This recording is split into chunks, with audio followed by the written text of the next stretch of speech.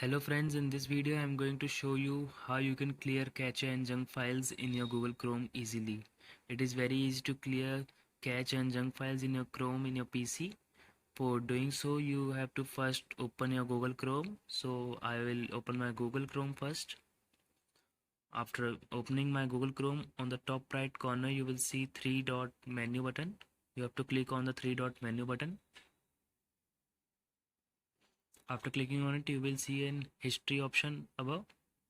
You have to click on it.